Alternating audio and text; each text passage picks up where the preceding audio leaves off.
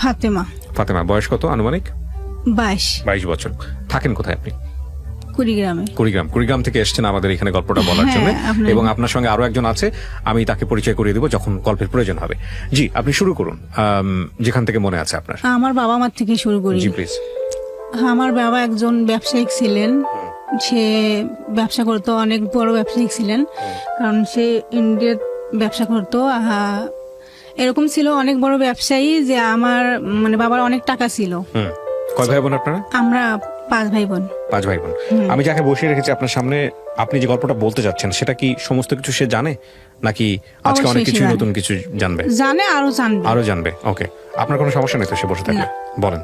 তো আমার বাবা অনেক টাকা ছিল তখন। আমার যে বাজারে আমার আব্বু ব্যবসা করতো, যেখানে থাকতো, বাজারের সাথে আমার বড় ফুপুর বাড়ি ছিল, ওখানে আমার আব্বু থাকতো। তো আমার আব্বু ওখানে থাকার পর, আর আমার নানুর বাড়ি হয়েছে ওখান থেকে 4-5 মিনিটের রাস্তা। তখন আমার আম্মুকে দেখার পর আর ওখান থেকে মানে পারিবারিক ভাবে আর কি বিয়েটা হয় আমার আম্মুর সাথে। তো ওরাও সংসার করতেছে অনেক বছর, কিন্তু বাচ্চা হয় না, বাচ্চা ছিল না আমার আম্মুর। আপনার মায়ের বাচ্চা ছিল না? হ্যাঁ, ছিল না। তখন আর কি এক পর্যায়ে আমার দাদি সবাই বলছিল যে ওই মেয়ের বাচ্চা হবে না, তুই ডিভোর্স দে। তখন আর কি আমার আম্মুকে ডিভোর্স দেয়। আমার আব্বু দিবে না, এক পর্যায়ে জোর করে আর কি ডিভোর্সটা হয়। হওয়ার পর অনেক মেয়ে দেখতেছে আমার আব্বুর জন্য, কিন্তু আমার আব্বু কোনো মেয়েকে পছন্দ করে না, বিয়েও করবে না, এরকম। তো আমার আম্মুরও অন্য জায়গায় বিয়ে হওয়ার কথা ছিল, সবকিছু ঠিকঠাক না হয়েছে। এই অবস্থায় আর কি আমার আব্বু শোনার পর আর কি ওখান থেকে আমার আব্বুকে নিয়ে আসে, আব্বু আমার ওই ফুকুর বাড়িতে নিয়ে আসে। আসার পর আবার ওদের বিয়েটা হয়। হওয়ার পরে আরো অনেকদিন যায়, বাচ্চা তবুও হয় না, কিন্তু অনেক চিকিৎসা করার পর আর কি আমি হই। মানে আপনি প্রথম সন্তান? হ্যাঁ, আমি প্রথম। তো অনেক আদরে ছিলাম, কারণ আমি তো প্রথম সন্তান, আর ফ্যামিলির সবাই অনেক আদর করতো। তো আমার পরে আরেকটা আমার ভাইটার বয়স ছিল 3 বছর। তা একদিন আমার আব্বু গরুকে গোসল দিতে নিয়ে যায় আর কি বাড়ির পাশে। তা ওখানে পানি ছিল 1 হাঁটুর মতো পানি। তা আমার ভাইটা পিছনে ছিল, আর আমার আব্বু গরুকে গোসল দেওয়া। এই অবস্থায় আর কি পিছনে তাকায় দেখে আমার ভাইটা নাই। তো আমার আব্বু সবাইকে বলে, কে বলতে পারেন। তখন আমার আব্বু বাড়িতে আসার পরে দেখে যে আমার ভাই নেই। তখন আর কি ওখানে যাওয়ার পরে দেখে আমার ভাইটা পানিতে মারা গেছে। একে তো বাচ্চা হয় নাই, তো এই বিষয়গুলো তো আপনাদের খেয়াল রাখা উচিত ছিল। যাই হোক, গ্রাম অঞ্চলে হ্যাঁ আর কি মারা গেছে। তো কয়েকদিন পর, মনে হয় বছরের মতো হবে এরকম, আমার বয়স যখন 5-6 বছর, তখন আর কি আমার আম্মু বাড়িতে ছিল না, জানি না কোথায় গেছে। আমি খুঁজতেছি না, আমার আম্মু নাই। তখন আমার একটা ফুফাতো বোন আমার বয়সের ছিল, ও সহ আর কি আমি খুঁজতে যাই গ্রামে। তখন ওই লাকড়ি চুলায় রান্না করে মানুষ ছাই ফেলায় না বাইরে, তখন আর কি ওই ছাইয়ের মধ্যে আমি পড়ে যাই। আমার ফুফাতো বোন সহ পড়ে গেছি। দুজনে পড়ে যাওয়ার পরে আমার বাম পা আর ডান পায়ের হাঁটু পড়ে যায়। তারপরে আর কি সবাই বলতো যে তো বাঁচবে না, কারণ অনেক শুকনা ছিলাম তখন, আর খুব খারাপ অবস্থা। সবাই বলতো যে বাঁচবে না। তো অনেকদিন পর নাকি আমার পাটা শুকায়। তো আমি যখন ক্লাস 4-এ পড়ি, তখন অনেক মানুষ আসতো আমার বিয়ের জন্য, কিন্তু আমার আব্বু দিত না, যে এত ছোট বয়সে কি বিয়ে দেয়। তখন আমি ক্লাস 4-এ পড়ি, তখন অনেক মানুষ আসতো। তখন আর কি আমার যে আব্বুর বড় ভাই আছে, তার কথা বলতো যে তাকে বলেন। তখন আমার বড় আব্বুকে বললে আমার বড় আব্বু রাগ করতো, যে এত ছোট বয়সে কি বিয়ে দেয় ক্লাস 4-এ পড়ে, এরকম। তো এরকম করে যায়। তারপর যখন ক্লাস 5-এ উঠি, তখন আর কি একদিন আমার মানে খালাতো ভাই আমার বাড়িতে আসে না। অন্য মানুষ আসার কথা ছিল আমাকে, কিন্তু ওরা আসেনি। তারপর আমার খালাতো ভাই একদিন আসে, এমনিতে বেড়াইতে আসে, আর আমি ওকে ভালো করে দেখিও নাই। ওদের বাড়ি আমাদের যাওয়া আসা বেশিটা নাই, কিন্তু ওর চাচাতো ভাই আর ওর একটা বন্ধু সহ আমার বাড়িতে আসে। তা আমি ওদিন বাড়িতে ছিলাম না, পাশের বাড়িতে ছিলাম। তো আমি বাড়ি আসতেছি, দেখি একটা ছেলে দাঁড়ায় আছে, অনেক সুন্দর ছেলেটা, অনেক সুন্দর। তখন আপনি কোন ক্লাসে পড়েন বা বয়স কত? 5-এ পড়ি। ক্লাস 5-এ পড়েন, আচ্ছা। তা আমি ছেলেটাকে দেখে অন্য দিকে গেছি, আবার ছেলেটা আমার সামনে দাঁড়িয়েছে। তখন আমি এসে রান্নাঘরে ঢুকছি, তখন ছেলেটা আসি দরজার সামনে দাঁড়িয়েছে। তো আমার খালাতো ভাই, কিন্তু তা আমি ভালো করে চিনতাম না ভাইয়া, তখন আর কি ওরা খাওয়া দাওয়া করে চলে যায়, আমি আবার আমার ফুবির বাড়িতে যাই হুম বেড়াইতে। হুম তখন আমার বাড়ির থেকে আবার বারবার ফোন দিতেছে যে ওকে আসতে বলো। তো আমি আসলাম, দেখলাম যে না, অন্য মানুষ দেখতে আসবে আমাকে, এই জন্য আর কি ফোন দিতেছে বারবার। ক্লাস 5 থাকা অবস্থায় আপনার বিয়ের সাথে ঠিক করতেছে? দেবে না, এরকম করে আসতে চাই, এখন কি করবে? আমি দেখার এমন আছি, জন্যে? আমি বাড়িতে আসি, হুট করে মানুষ আসছে, দেখে গেছে, আবার প্রস্তাব দেয় বাড়িতে, এরকম ছিল। এত ছোট বাচ্চাকে? হ্যাঁ এরকম ছিল আমার ওদিকে, এইরকমই ভাইয়া। আচ্ছা, তারপর? হ্যাঁ, তো ওই মানুষগুলো আসার কথা ছিল, তো আমার আব্বু বলতো যে না, তো আসার কথা ছিল, এই জন্য বলতেছে যে আসেন। তখন আমিও আসলাম আমার ফুফুর বাড়ির থেকে। হুম তো আমি যেদিন আসছি তার পরের দিন আর কি আমার খালার দেবর আসে আমার বাড়িতে, আমি চিনি না কিন্তু। হুম তো আমার খালার দেবর আসছে, আসার পর আর কি আমার আম্মুর সাথে কথা বলতেছে। ওই দিনও আমি বাড়িতে ছিলাম না। হুম তখন আর কি আমার আম্মু দেখি বলতেছে যে না, আমার মেয়েকে আমি দিব না, ওকে আমি দিব না, ওইরকম করে বলতেছে। আমি জানি না ওর বাবা আসুক। তখন আর কি আমার আব্বু বাড়িতে ছিল না, তখন লোকটা সারাদিন আমার বাড়িতে ছিল। তারপর আব্বু আসছে, আব্বুকে বললো, আমার আব্বু বললো যে না, আমরা দিব না।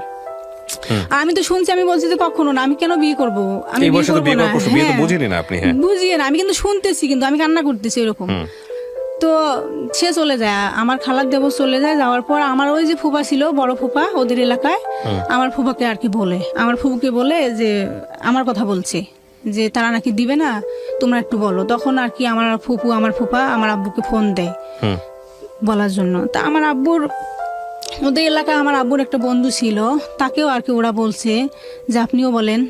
তো তারা, সেও বলতেছে আমার আব্বুকে। তখন আর কি আমার আব্বু না বলছে। তখন আমার ফুফু তো হয়েছে বড়, আবার তাকে তো সম্মান দিতে হয়, এই জন্য আর কি আমার আম্মু বলতেছে যে না, আমিও বলি যে না, আমি ওকে বিয়ে করব না, আমি কেন খালাতো ভাইকে বিয়ে করবো, আমার বিয়ে বয়স হয়নি, অনেক কিছু বলছিলাম ভাইয়া। তো আমার 2-1 দিন পর, ওই দিন ছিল মঙ্গলবার, তখন আমার আব্বু কিন্তু ঘাটে যায়। সে এখনো ব্যবসা করে, টুকিটাকি ব্যবসা করে। হুম সে হাটে গেছে, মানে 10টা বাজবে সকালে এরকম, সে হাটে গেছে। যাওয়ার পর ওরা যে ওভাবে যে আমার ফুফুর বাড়িতে যে কাজী টাজি নিয়ে ওরা সবাই যে ছিল, আমার আব্বু জানে না। আর যাওয়ার সময় আমার আম্মু বলছিল যে না, ওকে আমি দেবো না। আর আমিও বলছি যে না। আমার আব্বু বলে যে আমি কি করব তাহলে। তখন আর আপনারা কি, কয় ভাই বোন? তখন আমরা 5 ভাই বোন, আমার পরে আরো 2টা বোন, একটা ভাই হয়েছে। আচ্ছা, এবং আপনি তখন ক্লাস 5-এ পড়ছেন? হ্যাঁ তো সবই তো ছোট ছোট ছোট ছোট। হ্যাঁ, আমি তো বড়। হ্যাঁ সবাই। রাইট। তো আমার আব্বু যায়, যাওয়ার পর আর কি সবাই নাকি ছিল ওদের বাড়িতে, আমার ফুফুর বাড়িতে। থাকার পর নাকি ওরা কাজী টাজি নিয়ে আসছে, ওখানে নাকি রেজিস্ট্রি হয়েছে। আমরা তো কিছুই জানি না, আমার ফ্যামিলির কেউ জানে না, শুধু আমার আব্বু আর আমার ফুফি ওখানে ছিল, কেউ জানে না। তো এভাবে আর কি রেজিস্ট্রি হওয়ার পর আমি তো ছেলে ভালো করে দেখেও নেই, আর আমার পছন্দ ছিল না, ওদের ফ্যামিলির সত্যি কথা আমার পছন্দই ছিল না ওই সময়। এখন কি বলবো, পছন্দ ছিল না। ছেলে তো তখন, ছেলে কিন্তু ঢাকায় থাকে, ও ঢাকায় আসছিল। তা আমার সাথে তো আর কোনোদিন দেখা হয় নাই, কথাও হয়নি। তো একদিন আমার যে বড় খালা আছে, তার সাথে আবার ও কাজ করতো একসাথে। তখন আর কি একদিন আমার চাচাতো বোনের হাজবেন্ড আসে আমার বাড়িতে। তখন দুলা ভাইয়ের কাছ থেকে আর কি ওর ফোনটা নিয়ে আমার ওই খালাতো ভাইয়ের নাম্বারে আমি ফোন দিই। দেওয়ার পর আর কি আমার ভাইয়াটা আমার আম্মুর সাথে কথা বলতেছে, আর বলতেছে যে তুমি আর জায়গা পাও নাই, এখন দিছো, বয়স হয়নি, অনেক কিছু বলতেছে যে। তা আমার আম্মু বলে যে আমি কি করব, আমি কিছু বলতে পারবো না। তখন আর কি আমার সাথে আবার কথা বললো আমার ভাইয়াটা, বলতেছে যে তুই কি হারুনের সাথে কথা বলবি, এভাবে বলতেছে। তা আমি বলছি যে না। তখন আমি মোবাইলে কথা বলতেও পারি না, এরকম ছিলাম। তখন আর কি ওই হারুন আমার ওই দুলা ভাইয়ের কাছ থেকে, আমার দুলা ভাই তো চলে যাবে তার বাড়িতে, এখন তো কথা বলবে কিভাবে আমার সাথে। তখন আর কি আমার চাচির নাম্বার নেয়, সেটা আমরা জানি না কিন্তু। তো আমার চাচির নাম্বার নিচে নেওয়ার পর ফোন দেয়, আমি তো ফোনে কথা বলতেও পারি না, তা কি বলবো। এইভাবে 2-1 দিন বলতে বলতে আমি যাকে দেখতে পারতাম না, কিন্তু এত ভালো লাগছে যে এখন ওর সাথে চুরি করে করে আমি কথা বলি। কিন্তু আমার আম্মু কথা বলতে দিত না, যে এখনো তো বিয়ে পড়ান হয়নি, বয়স হয়নি। হ্যাঁ এরকম। তা আমি চুরি করে করে কথা বলতাম, কারণ ওকে অনেক ভালো লাগতো, কারণ ওর কথাগুলো ভালো লাগতো এরকম। তো হঠাৎ একদিন আবার ওদের বাড়িতে, মানে কুরবানি ঈদ আসে, ওদের বাড়িতে আবার দাওয়াত দেয় আমার বাড়ির থেকে। আমার আব্বু বাড়িতে ছিল না, আমার ওই ফুফায় দাওয়াত দেয়। যেদিন ওদের বাড়ি থেকে সবাই আসে আমার বাড়িতে, ওই দিন আর কি আমার আব্বু বাড়িতে আসে। তখন মানে একটু সমস্যার কারণে আর কি আমার আব্বু বলতেছে যে না, আমার মেয়েকে আমি দিব না। তখন আমি তো কথা বলতে বলতে এমন হয়েছি, এখন ওকে ছাড়া আমি বাঁচি না, কথা বলতেছি, প্রতিদিন কথা বলতেছি চুরি করে করে এরকম। তো ওভাবে আর কি আমি আবার তখন আম্মুকে বলি যে আগে তো আমি বলছিলাম দেওয়ার দরকার নেই, দিছেন, এখন তো আমি ওকে বিয়ে করবো, আমার ভাল লাগে না ওকে ছাড়া, অনেক কিছু আমি বলতেছি। তা আমার কথাই শুনলো। তা কয়েকদিন পর আর কি অনুষ্ঠান হয়, অনুষ্ঠান হওয়ার পর আর কি ওদের বাড়িতে যাই। আমি তো কিছু বুঝতাম না তখন, আমি কি বলবো, অত কিছু তো বুঝতাম না। কত সালে বিয়ে হয় আপনার? আমার বিয়ে হয়েছে, রেজিস্ট্রি হয়েছে 12 সালের মনে হয় শেষের দিকে। তখন আপনার বয়স কত, মানে কিসে পড়ছিলেন আপনি ওই সময়টা? 5-এ পড়ি তখন। ইয়া খোদা, যাই হোক বলেন তারপর। 13 সালের হয়তো বা শুরুতে জানুয়ারিতে এরকমই হবে যে আমার অনুষ্ঠানটা হয়। তা আর কি ওদের বাড়িতে যাই, আমি তো কিছু বুঝতাম না ভাইয়া, অনেক কিছু বুঝতাম না, আমি কিছুই বুঝতাম না। তো এমন কি যে শ্বশুর বাড়িতে তো কাজ করতে পারতাম না, রান্না বাড়ি অনেক কিছু কাজ আছে আমি করতে পারতাম না। এই নিয়ে আবার আমার যে আব্বু আমাকে অনেক ভালোবাসতো, সে আব্বু এমন হয়েছে যে তাদের কথাই শুনতো, আম্মুও তাদের কথাই শুনতো যে কেন কাজ করবে না, মেয়ে বিয়ে দিছি কেন কাজ করবে না, এরকম বলতো। তো আমি কাজ করতে আসলে পারতাম না, কারণ অনেক মানুষের রান্না টান্না আমি করতে পারতাম না। তো ওইভাবে ও চলে যায়, বিয়ের পরে ও চলে যায়। তখন আমি আমার বাড়িতে আসি আর যাইতে চাই না। তখন আমার আম্মু ওদের জন্য অনেক মার মারছিল, অনেক মার খাইছে আমি, কেন আমি যাই না। কারণ তখন তো ওদের কথাই শুনতো, আমার কথা কেউ শুনতো না, বলে যে ওরা ভালো, তুই কাজ করিস নাকি, অনেক কিছু বলতো। তো ওভাবে আর কি 7 মাস হয়, বিয়ের 7 মাস হয়। তখন আমার হাজবেন্ড বলে যে ওদের বাড়িতে বলে যে আমি ওকে নিয়ে আসবো ঢাকায়। ও গাজীপুরে থাকতো। আচ্ছা, গাজীপুরে কি করতো? সোয়েটারের কাজ করতো। সোয়েটারের কাজ। ওকে, তারপর? তখন আমার বাড়িতেও ও বলে যে আমি ওকে নিয়ে যাব, কারণ এত কথা ভাল লাগে না, নিয়ে যাব। তো আমার বাড়ি থেকে ঢাকা আসতে দিবে না, যে একটা মেয়ে যদি ঢাকায় যায় নাকি সম্মান থাকে না ওদের, ওদের বাড়ির থেকেও এই কথা বলে।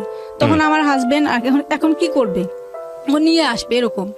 তো ওর কাছে তো টাকাও ছিল না, আমার মা 2টা দুল দিছিল, ওই দুল মানে বিক্রি করছি 4000 টাকা বিক্রি করে আর কি ওকে দিই।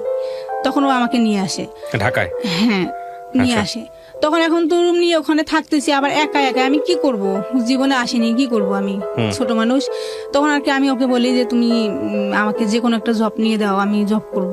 ও বলে যে তোমাকে কে জব দিবে, তোমার তো এখনো বয়সে হয়নি আর তুমি কাজ করতে পারবাও না, ওইভাবে বলে। তখন আর কি আমি জোর করে এক পর্যায়ে আমি একটা জব নিয়ে দেয়, আমি যাই 10-12 দিন কাজ করার পরে আমি অফিসে না, সোয়েটারের লিঙ্কিং না জানি কি বলো, ওইরকম একটা কাজ ছিল। 10-12 দিন করার পর আমি আর পারি না, তখন ও বলে যে তুমি পারবা না, তুমি বাসায় থাকো। তখন তো বিয়ের প্রায় 9 মাস হয়ে গেছে। তখন আমি বলি যে আমি তো শুনছি, বুঝি না, কিন্তু শুনছি যে বিয়ে হলে নাকি মেয়েদের বাচ্চা হয়, এরকম বুঝতাম, কিন্তু আমার তো বাচ্চা হইতেছে না।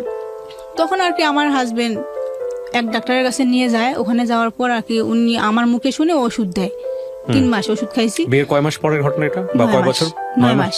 9 মাস পরেই আপনি ছোট একটা বাচ্চা, আপনি 10-11 বছর থাকতাম, ভালো লাগতো না। আমি মনে করছি যে আমার তো বিয়ে হয়েছে এখন, এইটা বুঝতাম। তো আমার হাজবেন্ড ওখানে বলে ওষুধ দেয়, আনি দেয়, আমি খাইতেছি, কিছু হয় না। তখন ওখান থেকে আরেক ডাক্তারের কাছে আর কি নিয়ে যায়। উনিও আমার মুখে শুনতেছে আর ওষুধ দিতেছে, বলে যে তোমারই তো সমস্যা এরকম।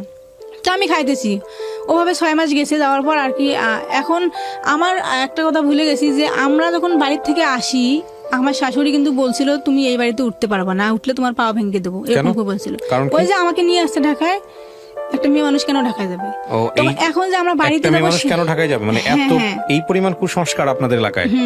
তখন এখন আমি কিভাবে বাড়িতে যাব? এখন যদি বাড়িতে যাই, ওকে উঠতে দেবে না, আমাকেও। তখন আর কি আমরা 6 মাস চিকিৎসা করার পর আর কি বাড়িতে যাই। যাওয়ার পর আমাকে বাড়িতে রাখে না, ওর চাচার বাড়িতে রাখে। রাখার পর তারপরের দিন আর কি আমার শ্বশুরের হাত পা ধরতে হয় দুজনে, তারপরে আমার আর কি বাড়িতে থাকি এরকম। এখন সবাই বলতেছে যে বিয়ের তো 1 বছর হয়ে গেছে, আর ওদের ফ্যামিলিতে আবার বাচ্চা পছন্দ করে, এখনো করে, যে 1 বছর তো হয়ে গেছে, তা হইতেছে না কেন? এখন কবিরাজের কোনো অভাব নেই, অনেক জায়গায় গেছি কিন্তু হইতেছে না, সবাই বলে হবে হবে, হয় না। তখন আমার হাজবেন্ড বলে যে আমি আরেক ডাক্তারের কাছে নিয়ে যাই, ওটা ছিল গাইনি ডাক্তার। ওখানে যাই, যাওয়ার পর উনিও আবার মুখে শুনে বলে যে এখনো তোমার বয়স হয় নাই, হবে সময় আসলে হবে, এভাবে বলে। তা উনিও ওষুধ দিল, খাইলাম, কিছু হয় না। তখন আর কি প্রায় 1-1.5 বছর মনে হয় পার হয়ে গেছে এরকম। তখন আমি আরেক গাইনি ডাক্তারের কাছে যাই। ওখানে যাওয়ার পর আর কি উনিও আমাকে টেস্ট দেয়, দেওয়ার পরে বলতেছে যে তোমার মানে সমস্যা আছে কম, বেশি একটা সমস্যা নাই, তুমি ওষুধ খাও ঠিক হয়ে যাবে। তখন আর কি উনি ওষুধ দেয়, ওখানেও আমি খাই, হয় না। তখন আর কি আবার হারবালের চিকিৎসা নেই, আবার কুমিরাজি, কিচ্ছু হয় না। প্রিয় শ্রোতা, আমরা এই জায়গাটায় ছোট্ট একটা বিরতি নেব এবং বিরতির পর আমি যেখানে হারবালের চিকিৎসাটা নেই, ওই ডক্টর 5-6 মাস চিকিৎসা করার পর হইতেছে না, তখন বলে যে আমি ভালো একটা ডাক্তার আছে আমার কাছে, ওখানে নিয়ে যাবো। তখন ওখানে ও নিয়ে যায় ওই ডাক্তার, আমরা যাওয়ার পর আমার আবার টেস্ট দেয়, টেস্ট করার পরে উনি বলতেছে যে তোমার তো টিউমার হয়েছে, ওভাবে বলতেছে। আপনাকে বলেছে? হ্যাঁ, ওই ডাক্তার বলতেছে। আচ্ছা, তারপর? তা 1 মাসের ওষুধ নেন, 1 মাসের ওষুধ খান, তাহলে ঠিক হয়ে যাবে। তা আমি খাইলাম 1 মাসের, খাওয়ার পর আবার তো টেস্ট করতে হবে, দেখি কি অবস্থায় আছে, কোন অবস্থায়। আবার টেস্ট করলাম, তো বলতেছে যে আপনার তো ভালোই হয়নি, আবার ওষুধ খান। আবার ওষুধ খাইলাম, খাওয়ার পর আবার টেস্ট করলাম, দেখলাম যে ওই ডাক্তার ওখানে নাই, আসেনি ওই দিন। তখন আমি রিপোর্ট তো দেখা লাগবে আমার, তো পাশের একটা হসপিটাল, উনি এখনো আছে ভালো, ওখানে আর কি ওই ডাক্তার দেখাই আমি। তো উনি বলে যে কে বলছে তোমার টিউমার, তোমার তো কোনো সমস্যাই নেই। আচ্ছা। তো আর মেয়েদের যদি সমস্যা একটু থাকলেও আর কি বাচ্চা হয়, কিন্তু তোমার তো সমস্যা এরকম নাই। তো তোমার হাজবেন্ড কি টেস্ট করছে? তো আমি বলছি যে না, আমার হাজবেন্ডের তো সমস্যা নেই, আমি এভাবে বলতেছি। আমি তখন তো বুঝি নাই যে একটা ছেলে মানুষ তো সংসার করতেছি, কি সমস্যা আর ওর থাকতে পারে। তো ওকে রাখার পর আর কি ওর টেস্ট দেওয়ার পরে বলতেছে যে আপনারা 7 দিন পর আসেন, টেস্ট করান, দেখি কি হয়। ও যখন করার পর দেখলো যে ওর সমস্যা। প্রথম টেস্টে ধরা পড়লো ওর সমস্যা। মানে কিসের সমস্যা? ফার্টিলিটিতে সমস্যা। ফার্টিলিটিতে সমস্যা মানে আলটিমেটলি যেটা কাউন্ট করে, শুক্রাণু যে কাউন্টটা করে, সেটাতে সমস্যা, নাকি অন্য কোনো সমস্যা? এটাই সমস্যা। আচ্ছা, তারপর? ডাক্তার বলে তো ওইটা আছে আর কি, আসতেছে না, এভাবে বলে। তখন ওই ডাক্তার আবার ওষুধ দিল 1 মাসের, আমাকেও দিছে, দুজনে আর কি খাইতেছি। খাওয়ার পর উনি বলতেছে যে আপনারা রংপুরে যান, ওভাবে বললো। তখন আমরা দুজনে, আমার তো সন্দেহ যে আমার তো টিউমার বলছে 3 বার, আর এখন বলতেছে নাই, তাহলে হয়তো ভুল বলছে। তখন আমি ও সহ দুজনে যাওয়ার পর আবার ওখানে টেস্ট করে আমি, তো আমার রিপোর্ট নর্মাল, কোনো সমস্যা নেই। ওর সমস্যা বের হয় আবার ওইটা, তখন ওর আবার সন্দেহ যে ওইটা হয় কি না, তখন আবার ও অন্য জায়গায় দেখার পর ওর এই সমস্যা। এটা কত বছর আগে ধরা পড়লো ওর সমস্যা? 3 বছর। 3 বছর আগে? আজ থেকে 3 বছর আগে ধরা পড়েছে? আজ থেকে তো 3 বছর না, আমার বিয়ের 3 বছর পরে ধরা পড়েছে। আচ্ছা, তারপর? আপনার সংসার কত বছরের? 9 বছর। 9 বছর, মানে 6 বছর আগে ধরা পড়েছে। হ্যাঁ, তারপর কি হলো? তো ওর সমস্যা যখন বলার পর, ও তখন একাই আসছিল, আসির টেস্ট করছিল না। ওর সমস্যা বলার পর ওকে নাকি ঢাকায় পাঠাইছে। তখন তো ও একা আসলে তো আর টেস্ট করবে না, ওখানে তো পরীক্ষা করবে না, তো আমার আসতে হবে। এখন আমরা আবার বাড়িতে না বলে আবার সবই তো শেষ করলাম, এখন কি করব? এখন তো আসতেই হবে। তখন আসলাম, আসার পর আর কি দুজনে আবার টেস্ট করায়, আমারও করে। তা আমার রিপোর্ট ভালো, ও নাকি ওখান থেকে আর কি অন্য এক হসপিটালে পাঠায়, ও ওখানে পরীক্ষা করে। কতগুলো হসপিটালে টেস্ট করেছে উনি? কতগুলো হসপিটালে করেছেন? 4টা-5টা, সবগুলোতে একই রেজাল্ট? ওকে, তারপর? এখন রিপোর্ট যখন দুজনকার আসছে, তখন আমার তো সমস্যা নাই, বলতেছে যে আপনার সমস্যা এখন তো আপনার এজোস্পার্মিয়া না জানি কি বলে, এইটা সমস্যা আপনার তো এরকম আসতেছে না, এখন ওখানে নাকি ব্লক আছে, এরকম বলতেছে যে ব্লক আছে, এখন IVF টেস্ট বেবি নিতে হবে। আমরা তো ওইসব বুঝতাম না, তখন বুঝিনি। তখন আর কি উনি বললো, তা আমরা বললাম যে কিরকম খরচ? তখন বললো যে 3 থেকে 3.5 লক্ষ টাকা হবে। আমি আর কি বলবো, ওখানে মনে হয় আমার মরাই ভালো ছিল, কারণ আমার মতো হতভাগা আর এই জগতে কেউ নেই। এত সমস্যাও ধরা পড়ে, কিন্তু আমি কারো কাছে প্রকাশ করি না, কারণ আমি মনে করি যে গ্রাম অঞ্চলের মধ্যে যদি আমি প্রকাশ করি আমার হাজবেন্ডের সমস্যা, কিন্তু বলবে যে ওর নাকি কিছুই নেই, ওর নাকি শারীরিক সমস্যা, তাই বাচ্চা হয় না, এটা বোঝে। কিন্তু গ্রাম অঞ্চলের মানুষ কি বলে যার বাচ্চা নাই, যে ছেলের বাচ্চা হবে না, বলে যে তার শারীরিক সমস্যা, তার কিছু নেই। তাহলে যদি তার শারীরিক সমস্যা, তাহলে আমি কিভাবে আসি? মানে বিষয়টা হচ্ছে এরকম যে সে পুরুষত্বহীন। তারপরে আর কি ওভাবে আসার পর উনি বললো যে এরকমই আপনার করতে হবে। তখন উনি অনেক ট্রাই করলো, তা আমার তো ওইরকম সামর্থ্য নেই, আমরা কিভাবে পারবো? আমার বিয়ের 7 মাস পর থেকে তো সে করতেই আছে, কারণ সে তখন অনেক কিছু করছে, ও আর পারতেছে না, এরকম। তখন আর কি ওভাবে আসি আমরা দুজন, কাউকে বলি না, কারণ ওদের ফ্যামিলিতে যদি বলি তাহলে তারা কি বলে, বিশ্বাস করে না যে একটা ছেলে তো, আমার ছেলে তো সংসার করতেছে, উনি আবার কি সমস্যা? আমরা দুইজনও তো ফেস করতেছি যে ডাক্তারের কথাই সত্যি, আমরা কবিরাজ বিশ্বাস করি না, কারণ কবিরাজ তো অনেক বলছিল কিন্তু হয়নি, ওরকম আর কি চলতেছে। কিন্তু আমি সবাইকে বলতাম যে না, আমারই সমস্যা, কারণ ওকে আমি ছোট করতাম না কারোর সামনে, আমি বলতাম যে আমারই সমস্যা। তখন আর কি এখন সব মিলে জিলে এখন আমাদের আবার বাড়িটা ভেঙে যায়। আমার শ্বশুর শাশুড়ি ওরা আবার আমার মতো আর কি একটা জায়গা নিয়ে ওরা ওখানে আসে, সামনে ওদের নদী, আমি যেখানে আছি ওখানে আবার 4,000 টাকা দিয়ে আমি ওখানে নিয়ে আসি। আমার শ্বশুরের তো এরকম সামর্থ্য নাই, আর আমার বাবা, বললাম যে আমার বাবা কোটিপতি ছিলেন, কিন্তু ওই ঘরের সন্তান, আমার তো এখন কিছুই নেই, ওরাও তো দিতে পারবে না। আপনার বাবা কোটিপতি ছিলেন কিন্তু আপনার কিছু নাই কেন? হ্যাঁ, এটা আবার ভুলে গেছি যে আমার বাবা যখন ওখানে ব্যবসা করতো, ইন্ডিয়ান যে মাল আনতো সবকিছু, ওখানে আর কি সব টাকা দিয়ে দেওয়ার পরে আর কি সব শেষ হয়ে যায় একবারে, আর কিছুই ছিল না আমার বাবার, এখনো কিছুই নেই, এরকম আর কি আছে আমার বাবার। ওকে, ওই ফ্যামিলি সন্তান, আমি কোনোদিন তো কারোর সামনে যাইনি, আমি লজ্জায়, আমি তো পর্দা করি, আমি তো ঘরের ভিতরে থাকি। এরকম করে যখন আমাকে আলাদা করে দেয়, আমার শ্বশুর কিছুই দিল না, শুধু একটা ঘর দিল, তা নদী তো ভাঙছে, এখন তো আমার আলাদা বাড়ি, ওভাবে থাকতেছি, কিন্তু একাই। এখন আমাকে ছেড়ে ও কোনো করতেও পারে না, আমি তো একাই থাকতেছি বাড়িতে। আমার একটাই দুঃখ যে আমি দিনের মধ্যে হয়তো পর্দা করি, তাই আমি একাই থাকি, সবার কথা শুনে থাকি, কিন্তু আমার যখন খুব কষ্ট লাগে যে আমি যখন রাত হয় তখন আমার একাই থাকতে হয়, আমার পাশে কেউ নাই, আমি একাই থাকি, ওভাবে থাকতেছি। কিন্তু আমি যে থাকতেছি ওই শ্বশুরে ভাঙা ঘরটা দিছে, ওই ঘরে থাকতেছি, কিন্তু বৃষ্টি আসলে তো পানি পড়তো, দিনে হইলে আমি কোনোটাই যাইতে পারতাম না, আজ যে রাতে হয় পাশের বাড়িতে থাকতাম, এরকম করতাম। ও তখন ঢাকাতে? হ্যাঁ, ও যখন ঢাকাতে আসতে চাইছে, যে ডাক্তার দেখাইতেছে, এরকম ওর ছিল। আচ্ছা আচ্ছা, আমি বলছি যে আমি আগে বলতাম না যে আমার সমস্যা কেন, আমি আমার হাজবেন্ডকে ছোট করব। তখন আর কি আমি এইভাবে বলতে বলতে সবাই বলে, তো তাহলে বাচ্চা হয় না কেন, সমস্যাটা কার? তখন আর কি আমি অনেক কয়েক বছর যাওয়ার পর আমি আমার ফ্যামিলিকে বলে দেই যে আমার হাজবেন্ডের সমস্যা। তারপর ওদের ফ্যামিলিকেও আমি বলি, কিন্তু ওদের ফ্যামিলি এখনো মনে করতেছে যে এটা আমার সমস্যা। না, আপনি আপনার ফ্যামিলিকে জানানোর পরে ফ্যামিলি কি বলে? আমার ফ্যামিলিকে যখন জানাইছি, আমার ফ্যামিলি বলে যে সন্তান দেওয়ার মালিক তো হয়েছে আল্লাহ, কারো হাত নেই এখানে, আর তোমার তো সামর্থ্য নেই, আমারও সামর্থ্য নেই যে দিতে পারবো, এরকম নেই, তো এখন তুমি কি করবা, তোমার যা ইচ্ছে তুমি তাই করো। তখন আর কি আমি বললাম যে আমি কি করবো, আমি তো কিছু, আমার জীবনে বিয়ে একটাই হয়েছে, যদি আমার খালাতো ভাই না হইতো তবু একটা কথা হইতো, আর ওকে আমি এত ভালোবাসি, আমি ওকে ছাড়তেও পারবো না, এভাবে বলছি। তখন আমার আম্মু, আমার ফ্যামিলি থেকে সবাই বলে যে আমরাও তো ওকে ভালোবাসি, কিন্তু এখন ওর জন্য যে তোমার লাইফটা নষ্ট, তুমি কি করবা? কারণ আমার যে ছোট ভাইটা আছে, তার এখন বর্তমানে একটা মেয়ে আছে, বিয়েও করছে, ও 18 বছর বয়স। আমার ছোট বোনের 2টা মেয়ে 18 বছর বয়সে বিয়ে করে ফেলছে? হ্যাঁ, বিয়ে করছে। মানে আপনাদের এলাকায় কি মানে শিক্ষার আলো একেবারেই নাই, পৌঁছায় না? লেখাপড়া দিছি, করবে না, এরকম করে আর কেউ বিয়ে করে। আমার বোনটা যখন ক্লাস 8-এ পড়ে তখন ওকে আর ছাড়বে না। তো এখন আমার ফ্যামিলি থেকে কয় মাস আগে আমাকে নিয়ে যাওয়ার পর আর কি সবাই, আমার চাচা সবাই বলতেছে যে এখন তুমি কি করবা, কারণ আজকে যদি ও মারা যায় তোমার কি হবে, তোমার তো এখনো জীবন পড়ে আছে, এখন কি করবা? তখন ওরা কি আর কি আমাকে আসতে দেয়নি, 3 মাস আসতে দেয়নি। না, নিশ্চয়ই। আমি এই প্রশ্নটা, আপনার জামাই কি বলে আপনাকে? আমার জামাই? হ্যাঁ, জামাই কি বলে? জামাই মানে আপনার হাজবেন্ড? আমার হাজবেন্ডের কথা যে তুমি যদি আমাকে ডিভোর্স দাও তাহলে তো আমি বাঁচবো না। আপনি আসেন, আপনার হাজবেন্ড এতক্ষণ সামনে বসে আছে, আপনি চলে আসেন। আপনার ওয়াইফ যা বলেছে এতক্ষণ যাবত আপনাদের সংসার নিয়ে, এটা কি সত্য? হ্যাঁ, এটা সত্যি।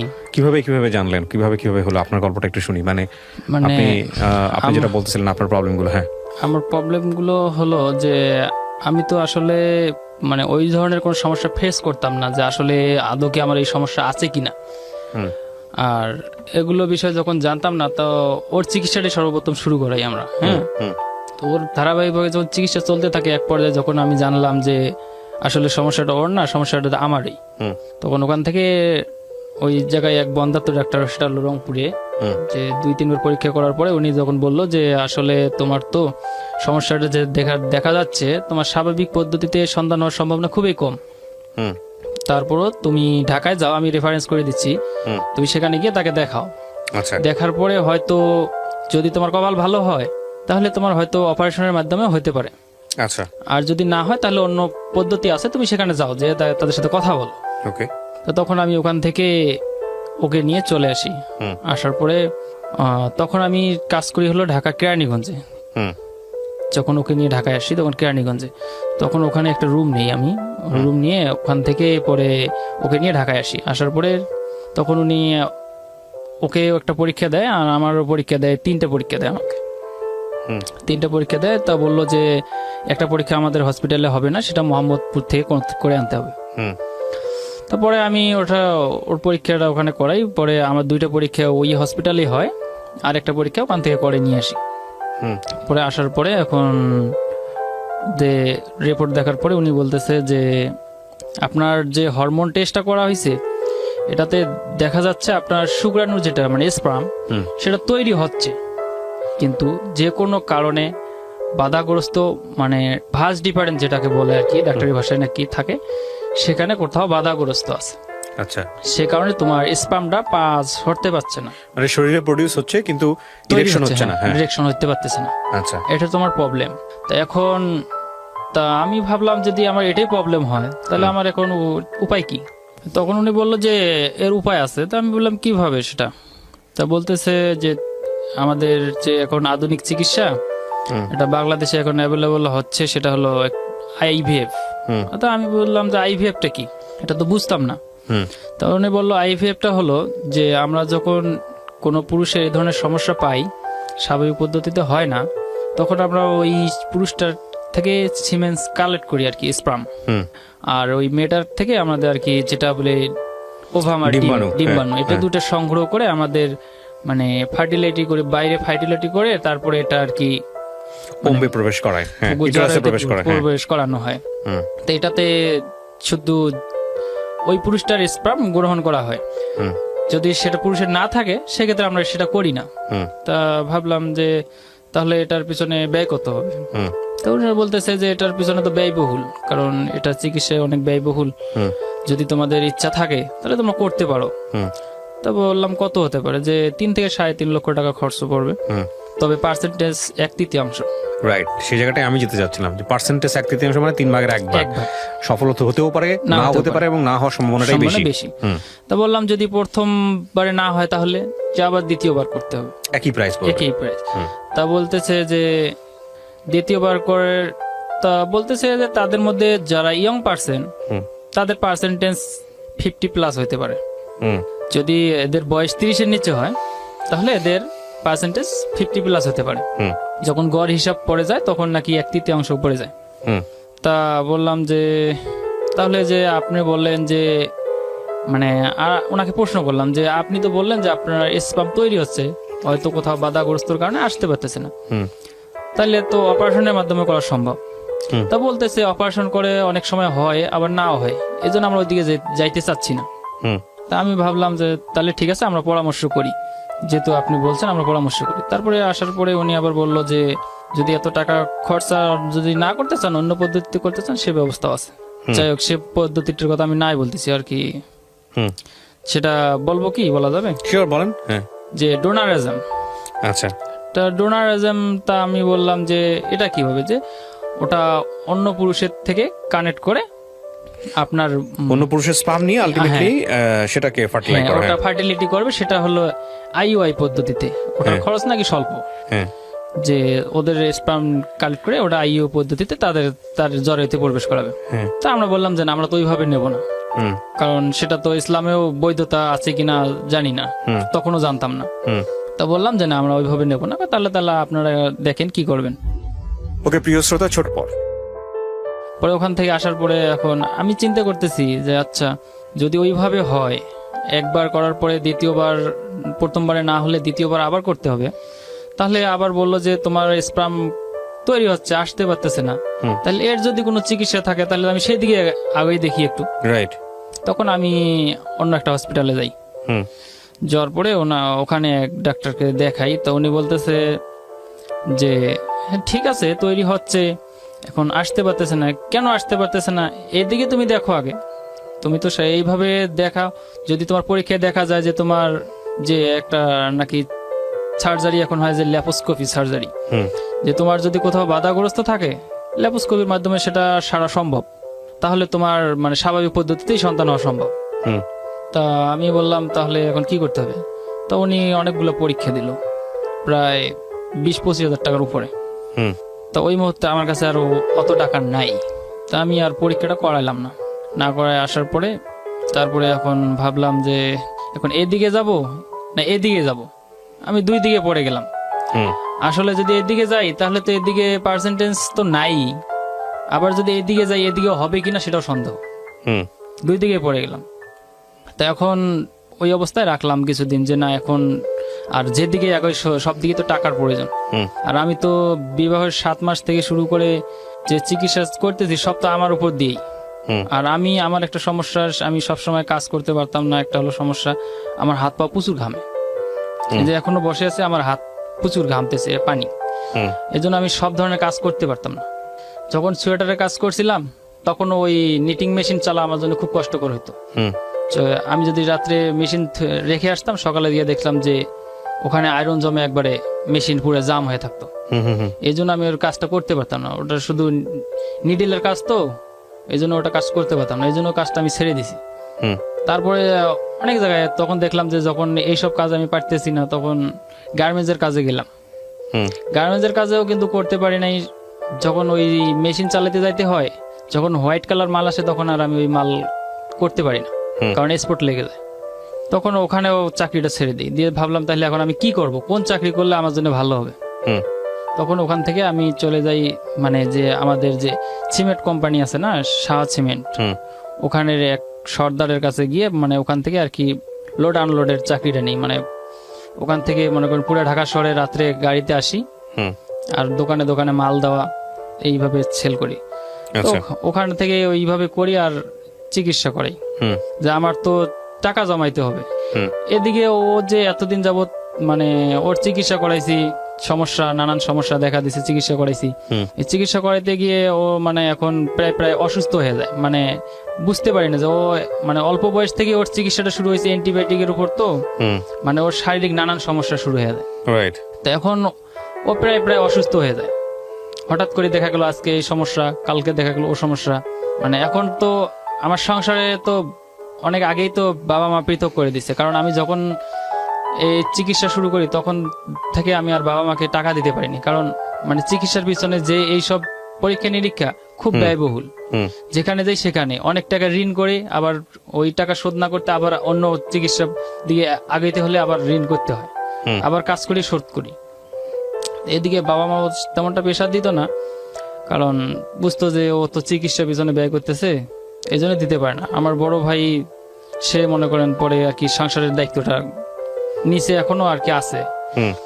তা যখন আমি ওই সাংসারিক দায়িত্ব তখন টাকা পয়সা দেই না, এই কারণে তারা বলতেছে তুই তো সাংসারিক পিছনে কিছুই দিতেছস না, তাহলে তোকেও পালতে হয়, তোর বউকেও পালতে হয়, তাহলে তুই পৃথক হয়ে খা। তো পৃথক হয়ে খাবো ঠিক, এখন তো ওই অবস্থায় পৃথক করে দিলে আমার তো আমি শূন্য, কারণ আমার তো ওই অবস্থায় নাই দেখে আমাকে পৃথক করে দিতেছে। যখন আমি পৃথক হয়ে যাই তখন ওই দিন মানে আমার বলতেছে যে তোকে কিছুই দেবো না, যে ঘর আছে থাকার ঘর সেটাও দেবো না। থাকার ঘরটা যদি আমাকে না দেয় তাহলে আমি থাকবো কোথায়, আমার তো বউ নিয়ে থাকতে হবে। তারপরে অনেক মানে চাচারা টাচারা বসার পরে তখন বললো যে ঠিক আছে, ওকে ঘরটা শুধু দেওয়া হবে, আর কিছু দেওয়া হবে না। আচ্ছা। পরে যে ঘরটা দেয় ওই ঘরটা আমি মাঝখানে একটা কথা বলতে ভুলে গেছি, সেটা হলো যে মানে আমাদের বাড়িটা একবার পুড়ে গেছিল আগুনে, মানে কিছু ছিল না। আচ্ছা। ওই বাড়িটা পোড়ার পরে যে কিছু টিন ছিল না, কিছু টিন একটু হালকা ভালো ছিল, ওই ধরনের টিন দিয়ে ওই ঘরটা তুলানো হয়েছিল আর কি। ওই ঘরটা পরে আমাকে দেয়, আমি ওই ঘরটায় থাকতাম। পরে ওখান থেকে ওই ঘরটাতে থাকতাম, আর এদিকে তো আলাদা পৃথক। ওই দেখা গেল 1 মাস যদি বাইরে ওইভাবে কাজ করতাম, আবার ও ঠিক ওই রকম সমস্যার কারণে আবার যে ও চিকিৎসা আমার চিকিৎসা বাদ দিয়ে ওর পিছনে আবার ব্যয় করতে হয়। তখন ওইভাবে করতে করতে হঠাৎ করে আমাদের পাশেই নদী ছিল, তো এক সময় বাড়িটা ভেঙে যায়। এখন বাড়িটা ভেঙে যাওয়ার পরে এখন আমি মানে কোথায় গিয়ে আর এখন ঠাই নেব, বাবার ভিটাই ছিলাম, কিন্তু বাড়িটা যখন ভেঙে গেল তখন বাবা দাদারা মানে এরকম সিস্টেম হয়েছে, যারা সেদিন বাড়িটা ভেঙে নিয়ে গেছে ভাইয়া কি বলবো, মানে আমি ছিলাম হলো শ্বশুর বাড়িতে, কিন্তু আমাকে বলেনি, আমরা দুজনে ছিলাম। কিন্তু আসার পরে দেখি মানে শুধু আমার ঘরটাই আছে, তাদের ঘর নেই। আচ্ছা। পরে এখন কি বলবো, তখন আসি বললাম যে আপনারা যে গেলেন আমাকে একবার বললেন না, আমি এখন কোথায় যাব। পরে ওই আমার পাশে যে এক বাড়ি ছিল, উনি একটা জায়গা ভাড়া নিয়েছিল 4000 টাকায়। মানে আমাদের ওইখানে চর এলাকা, তো মানে এইভাবে ভাড়া হয় যে নদী আসা পর্যন্ত তুমি থাকতে পারবা, নদী আসলে তোমার জায়গা ছেড়ে দিতে হবে, নদীতে ভেঙে গেলে তোমার জায়গা শেষ, টাকা শেষ। তারপরে ওই জায়গায় 4000 টাকায় মানে একটা জায়গা ভাড়া নিয়েছিল। পরে ও বলতেছে আমি ওই জায়গায় যাব না। পরে আমি ওই 4000 টাকা তাকে দিয়ে পরে আমি ওই জায়গাটার মধ্যে যে একবার জমিনের উপর আর কি ঘরটা উঠানোর পরে ওই জায়গায় মনে করেন বন্যা আসলে পুরো 3-4 ফিট পানি হইতো ঘরের ভিতরে, থাকান যাইতো না। পরে ওই অবস্থায় মানে আমার তো আর ওই অবস্থায় মানে একটা জায়গা ভালো জায়গা নিয়ে বাড়ি করার মতো সামর্থ্য নেই। পরে ওকে মনে করো ওই বাড়িতেই রেখে আমার কাজ করতে আসতে হয় আর কি, বাঁচতে জীবিকার বা হলে তো বাঁচতে হলে তো আসতেই হবে। এখন পরে আমি ওইভাবে আসার পরে যেটুকু সামর্থ্য হয়, আবার ওই দেখা গেল 1 মাস যদি আমি কাজ করি, পরে 1 মাস ওর পিছনেই ব্যয় করা লাগে। 1 মাস যদি কাজ করি, আবার দেখা গেল যে 10 দিন যদি ছুটি কাটায় আসি, পরের মাসে যা দেখলাম যে তো টাকাও পাইলাম না, অল্প। এভাবে আবার ঋণ হয়ে যায়। এখন ওইভাবে করতে করতে এখন মানে পারতেছি না, আর কোথায় যাবো? তখন যে কোথাও একটা বেতনে চাকরি করতে যাই হালকা পাতলা, সেখানে তো আর আমাকে মাসে মাসে ছুটি দিবে না। তখন আমি ওই কি করি, দেখা যায় যে আলুর ক্ষেত লাগাইতে যাই, যে 15 দিন 20 দিন 1 মাস কাজ হয়, আবার বাড়িতে যাই। আবার দেখা যায় যে মানে ধান কাটা কাজে যাই, ওখানে কিছুদিন করি, আবার বাড়িতে যাই। এইভাবে চালাই। তো এখন দেখা গেল যে ওই যে ঘরটা দিছে, একবার শিলা বৃষ্টি হয়, প্রচুর শিলা বৃষ্টি হয় এলাকায়। সেদিন আমি বাড়িতে ছিলাম না, আমি ঢাকায় ছিলাম, কিন্তু ও ছিল বাড়িতে। এমন সময় এমন বড় বড় শিলা বৃষ্টি পড়ছে, মানে চাল একবারে পুরা মশারির মতো হয়ে গেছে, যা ওই ঘরের মধ্যে আর থাকা সম্ভব না। তারপরে কি করি, একটা পলিথিন কিনে ওই কোনো রকম করে মানে ছাউনি দিই আর কি। ছাউনি দিয়ে ওই ঘরে থাকি প্রায় 7, 8, 5 বছর 6 বছর ওই ঘরেই থাকলাম, বাড়ি আলাদা করার পরে। তো এখন বলতেছে যে, ও বলতেছে আমি একলা বাড়িতে থাকি, অনেক সময় মানে বাজে ছেলে পেলেরা মানে কিছু খারাপ সিদ্ধান্ত নেয় আর কি। আচ্ছা, এখন কথা হচ্ছে যে আমি আপনার গল্পটা পুরোটা শুনলাম, আমি আমার জায়গা থেকে কয়েকটা বিষয় বলি। একটা যেটা হচ্ছে যে আপনি এখন কি করেন? আমি এখন মানে যেখানে আছি একটা কনস্ট্রাকশন সাইডে আছি আর কি। কত টাকা পান আপনি ওখান থেকে মান্থলি? আমি ওখানে মান্থলি না, যে মানে দিন ইনকাম, মানে কাজ করলে পাই, না করলে না। আপনার ওয়াইফকে নিয়ে আসেন না কেন আপনার কাছে? এখন আমি যেখানে আছি এখানে তো রুম ভাড়া অনেক টাকা, আর আমি যে টাকায় চাকরি করি আর ওই টাকা দিয়ে এখানে রুম ভাড়া নেওয়া সম্ভব না। আপনারা দুজনেই গার্মেন্টস করেন, দুজনেই গার্মেন্টসে কাজ করেন, সমস্যা কোথায়? ও তো অসুস্থ এখন, ওর যে এখন সমস্যাটা দাঁড়াইছে, ও মানে মাথার সমস্যা নিয়ে ব্যস্তেছে না, মানে মাথাটা ওর মানে পুরো মাথাটা। প্রথম কথা হচ্ছে দেখেন, এখানে আমি একটা কথা বলি আপনাদেরকে। আপনি যদি মনে করেন যে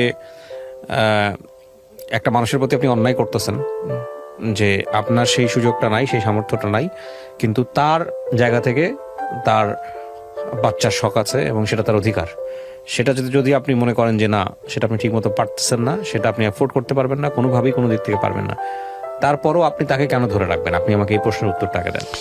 এখন আমি ধরে রাখি আমার 9 বছরের সংসার, তার প্রতি আমার একটা ভালোবাসা, আর আমি এটা ভাবি যে ও যদি চলে যায়, আমি দ্বিতীয় বিয়ে কেন করব? আর দ্বিতীয় বিয়ে করলে তো সে মেয়েটার লাইফটাও নষ্ট হয়ে যাবে।